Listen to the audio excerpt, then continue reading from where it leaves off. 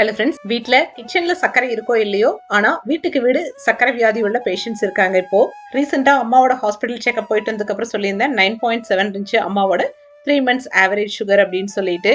இதை கம்மி பண்றது டிராஸ்டிக்கா கம்மி பண்ணும் அப்படிங்கறதுனால நான் வந்து இன்சுலினுக்கு பதிலா 20 நாளா வெள்ளை சாப்பாட்டுக்கு பதிலா கோதுமை அரிசி, வரகரிசி, சாமை அரிசின்னு சொல்லிட்டு 80% 3 நேர உணவுமே இதை பேஸ் பண்ணியே இருந்துச்சு அம்மாவோடது. இப்போ காலையில ஃபாஸ்டிங்ல சுகர் லெவல் எப்படி இருக்குன்னு பாத்தீங்கன்னா 80ல இருந்து 110 ரேஞ்சுக்கு தான் இருக்கு. இந்த உணவெல்லாம் சாப்பிடறதுக்கு முன்னாடி அவங்களோட சுகர் லெவல்ஸ் வந்து 200, 210 அந்த ரேஞ்சில் இருந்துச்சு ஃபாஸ்டிங்ல. ஆனா இதை ஸ்டார்ட் பண்ணி அடுத்த நாள் டெஸ்ட்லயே பாத்தீங்கன்னா 110 ரேஞ்சுக்கு வந்துருச்சு.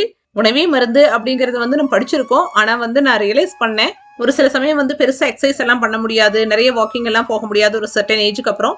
அப்பெல்லாம் அட்லீஸ்ட் ஒரு சின்ன மாடரேஷனை நம்ம ஃபுட்ல கொண்டு வந்தா கூட போதும், ஓரளவுக்கு நம்ம ஆரோக்கியமா இருக்கலாம் அப்படிங்கறத மோஸ்ட்லி எல்லாத்துக்குமே தெரியும். பாவக்காய் வந்து சுகர் லெவல்ஸை கண்ட்ரோல்ல வைக்கும்னு சொல்லிட்டு, சுண்டக்காவும் ஈக்குவலி பவர்ஃபுல்.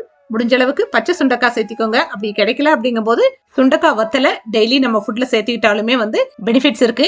ஆக்சுவலா அம்மாவோட சுகர் லெவல்ஸ் ரொம்ப ஹையா இருக்குங்கும் போது ரொம்ப டென்ஷனா இருந்தேன், எப்படி கண்ட்ரோல் பண்ணுவான்ட்டு. அன்னைக்கு அத்தை வந்து சூப்பரா கைட் பண்ணாங்க. அம்மாவோட அண்ணா ஒய்ஃப், மாமாவுமே ஹைலி டயபெட்டிக் பேஷண்ட், அவருக்குமே பயங்கர பிளக்சுவேஷன்ஸ் இருக்கிறதுனால இந்த மாதிரி மாடரேட் ஃபுட்ல தான் வந்து சூப்பர் கண்ட்ரோல் வச்சிட்டு இருக்காங்க. இந்த மாடரேஷன் அம்மாவுக்குமே ஒர்க் அவுட் ஆச்சு. அதனாலதான் அந்த விஷயத்த உங்க கூடவும் ஷேர் பண்ணிருக்கேன். உங்க வீட்டுல யாராவது டயபெட்டிக் பேஷண்ட் இருந்தா நீங்களுமே இந்த மாதிரி ட்ரை பண்ணி பாருங்க. இந்த அரிசியுமே அளவான குவான்டிட்டியில எடுத்துட்டு அதிகமான கீரைகள், காய்கறிகள் வச்சு சாப்பிடும் போது தான் பெனிஃபிட்ஸ் இருக்கும்.